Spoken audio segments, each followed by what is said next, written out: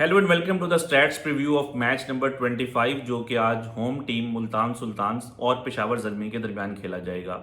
PSL में जो एक थ्रिल का फैक्टर मिसिंग था वो हमने देखा है कि पिछले दो मैचेस में वापस आया है। लाहौर में जो दो मैचेस हुए हैं दोनों ही आखिरी ओवर तक गए और क्वालिफिकेशन को लेके आई थिंक कि इस टाइम एक बहुत ज़्यादा एक्साइटमेंट भी है और थोड़ी सी एंटिसिपेशन भी है कि कौन सी टीम्स जो हैं वो क्वालिफाई करेंगी। मुल्तान सुल्तान्स ऑब्वियसली तो इस रेस से बाहर है, लेकिन पेशावर ज़ल्मी जो कि अभी नंबर 5 के ऊपर है उनके पास अभी भी एक बहुत अच्छा मौका है कि वो प्लेऑफ्स के लिए क्वालिफाई कर सकते हैं। हिस्टोरिकली अगर हम देखें तो पेशावर ज़ल्मी ने कभी भी जो है वो प्लेऑफ्स मिस नहीं किए। They are the only team in the PSL history जो कि हर साल टॉप 4 में उन्होंने फिनिश किया है।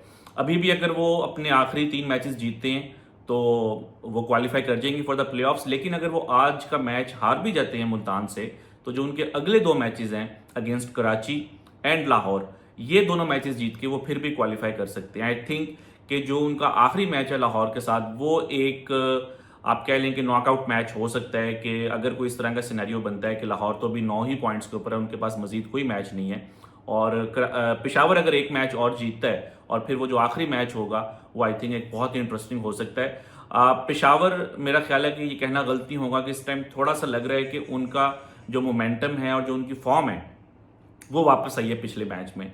इस्लामाबाद यूनाइटेड जो कि इस पीएसएल की एक बहुत ही स्ट्रांग टीम थी उनको जो है पेशावर ने हराया, टारगेट चेज किया और आई थिंक इसके अंदर जो बात हमें लाजमी करनी चाहिए वो है मां सदाकत को लेके। एक 19 साल के ऑलराउंडर हैं पेशावर से, टॉप ऑर्डर में भी बैटिंग करते हैं, मिडिल ऑर्डर में भी जो है उन्होंने बैटिंग की और लेफ्ट आर्म स्पिन भी करते हैं। और अगर हम उनकी अचीवमेंट की बात करें तो पिछले मैच में जो उन्होंने 50 रन किए, he became the 4th youngest player in PSL history to score a 50।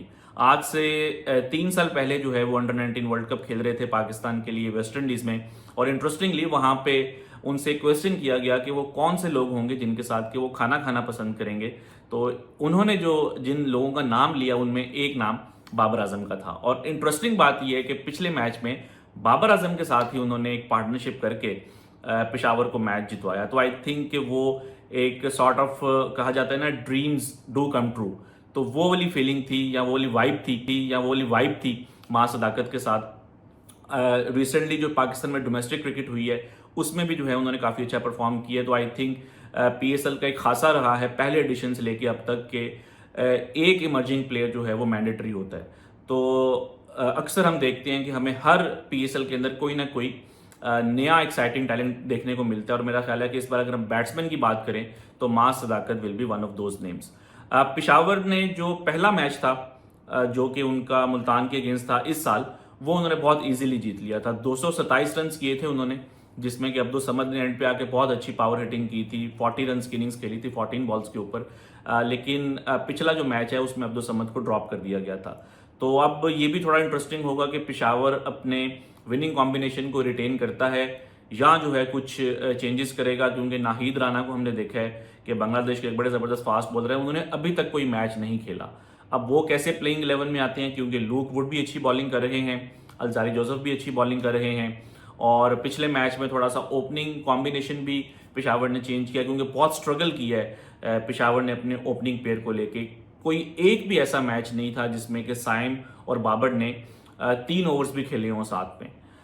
तो पिछले मैच में हमने देखा कि बाबर नंबर 3 के ऊपर आया, मिच ओवन जो है उन्होंने ओपन किया और साइम जो है वो उनकी पिछली जो 6 इनिंग्स हैं उसमें हाईएस्ट स्कोर जो है वो सिर्फ 6 है।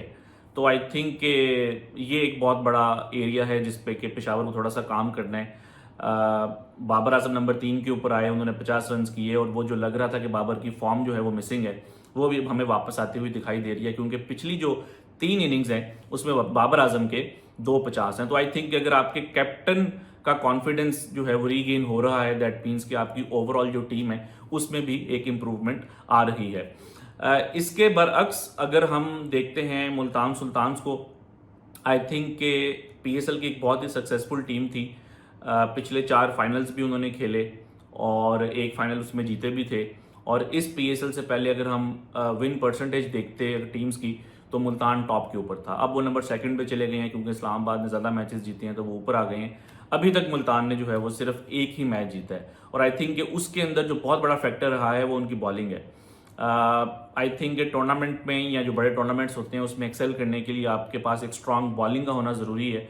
बट हमने देखा है कि अगर हम इन फॉर्म ऑफ नंबर्स देखें तो मुल्तान के बॉलर्स ने सिर्फ और सिर्फ 39 विकेट्स लिए हैं, which is the fewest by any team in PSL 2025। जो उनके बॉलर्स हैं उनके इकोनॉमीज भी बहुत ज़्यादा हाई रहे हैं। क्रिस जॉर्डन को डेथ ओवर्स का स्पेशलिस्ट समझा जाता है, बट हमने देखा कि इस PSL में उनका जो इकोनॉमी है इन द लास्ट 5 ओवर्स वो 16 प्लस है। तो अगर आपका बेस्ट बॉलर जो है उस फेज का, अगर उसको 16 रन पड़ रहे हैं हर ओवर के अंदर, तो आई थिंक कि आपका जो फिर ओवरऑल कॉम्बिनेशन है वो भी अफेक्ट होता है। देन जो उनकी जो मेन पिक थी ड्राफ्ट में, जो उनकी पहली पिक थी माइकल ब्रेसवेल, उनको वो एज एन ऑलराउंडर टीम में लेकर आए थे, बट हमने देखा कि वो कोई जो है खास परफॉर्म नहीं कर सके।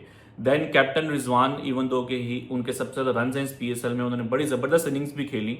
पहले ही मैच में उन्होंने सेंचुरी कर दी थी, 2 मैचेस में वो नॉट आउट रहे, अनबीटन रहे, एक मैच में उन्होंने बैट कैरी किया।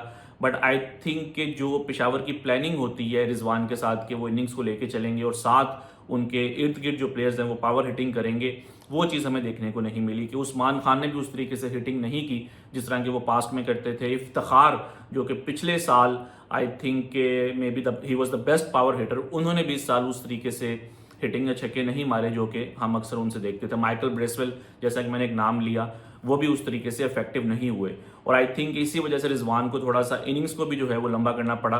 रिजवान की अगर हम परफॉर्मेंस को देखें तो फास्ट बॉलिंग पे तो वो ज़बरदस्त रहे हैं। उनका जो स्ट्राइक रेट है against fast bowlers that is 155 this year, लेकिन स्पिनर्स के अगेंस्ट जो उनका स्ट्राइक रेट है वो सिर्फ और सिर्फ 105 का था। और उन्होंने इस PSL में जितने भी छक्के मारे वो तमाम फास्ट बॉलर्स को मारे हैं। स्पिनर्स को अभी तक रिजवान ने जो है इस PSL में कोई छक्का नहीं मारा।